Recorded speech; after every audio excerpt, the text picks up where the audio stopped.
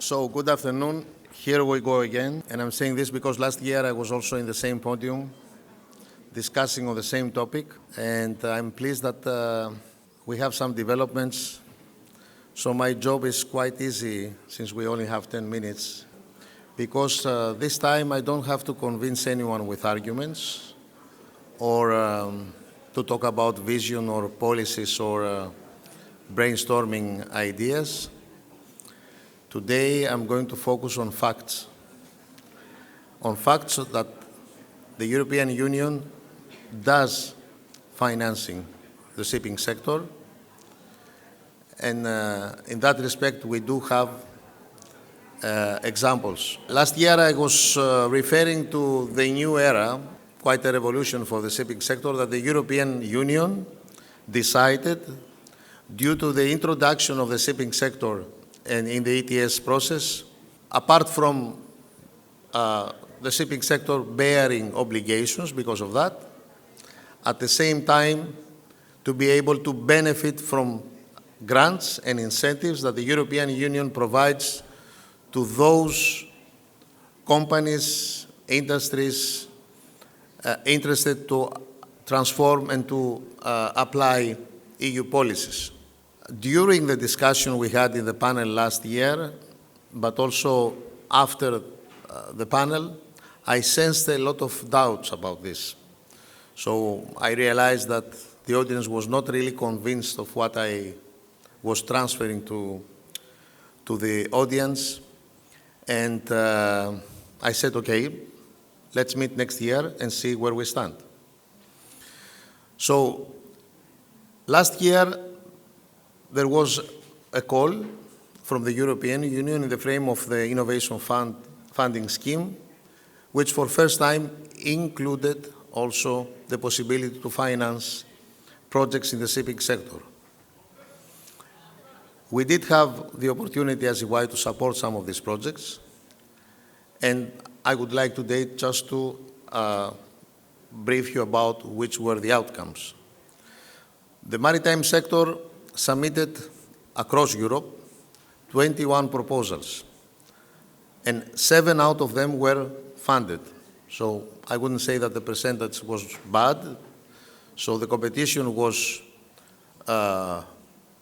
fierce, but financing 30% of the projects, if you compare to other EU funding schemes where this balance is much different, I think the result was very good. 7 projects were financed. With our estimation is because we don't have the exact figures right now available, but the amount, the budget invested on this project from the European Union was something less than 300 million euros. All the projects were about decarbonization. Companies financed were, and excuse me if I'm not spelling well, Evoy from Norway, Princess Cruises from Italy, Rich Subsea from Norway, Sam Ship Holding from the Netherlands, Assetco from France, and Compagnie Dupont from Italy.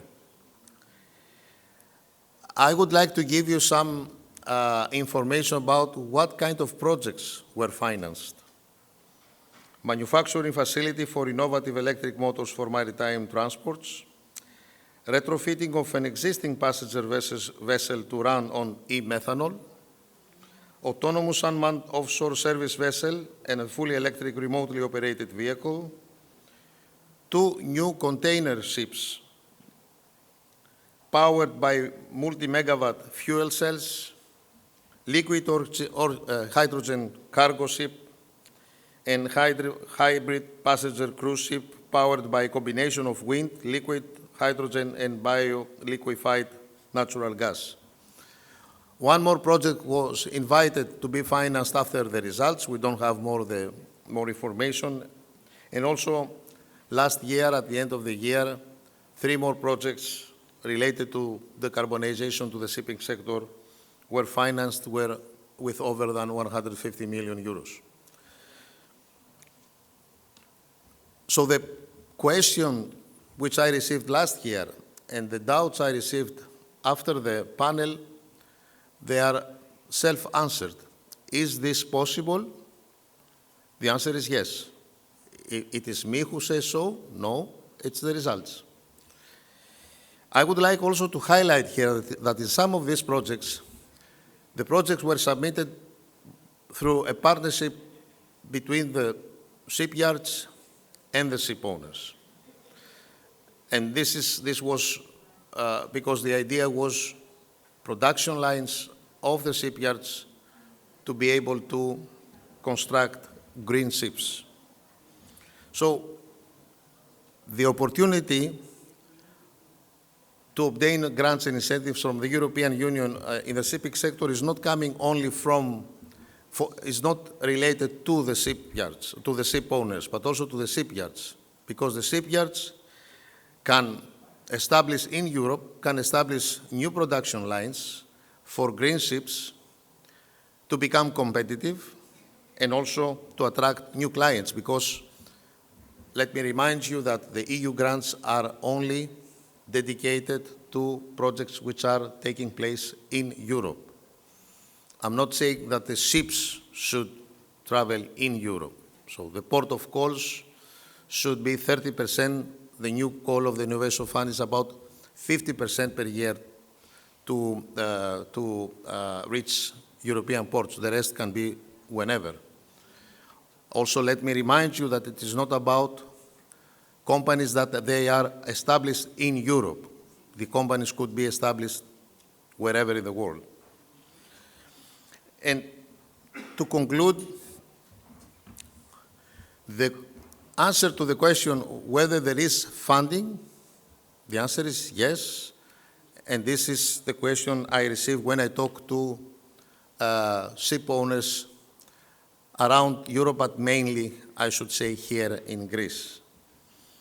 Because if I ask the question if there is someone out of these companies or other companies that they applied for the Innovation Fund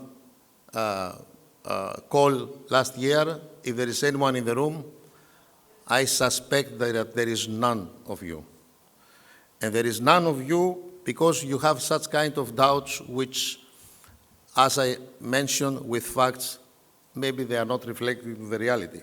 Another doubt that I receive when I talk to ship owners is about, but there are no technologies available. There are no technology providers. We are looking for solutions, but nobody can provide solutions. And I can assure you, since, as I said, we are working with different on different projects, they do exist, technology providers, and the proof is that technology providers were the ones that they contributed to the projects that they were financed. It's also the ship owners' culture, maybe not all of them, but some of you, about quick benefits. So here, if you want to use grants and incentives for to decarbonize your fleet, you need maybe to consider changing the business plan. How you can start decarbonizing your fleet while doing business as usual. It was mentioned in the previous panel about the new direction of the European Union with the competitiveness compass. And I confirm that the decarbonization targets remain the same. The message from the Commission is that, of course, due to the competitiveness situation in the European Union, we decarbonize, but at the same time we consider whether, in some cases, on a case-by-case basis, the competitiveness of the European Union, it is affected. But the target remains the same. There is no cancellation. There is no official delay of the decision. So the target remains. The fleets should be decarbonized. There are two categories of people in this world. Those that they talk a lot about things and those that they act. So the companies I mentioned, they dared to act. So between the two, you can guess who is always the winner. So thank you very much, and I hope next year some of you will have already the experience to apply for grants and incentives. I can assure you that it is a safe way to apply this European Union's policy, which is a priority. Thank you very much.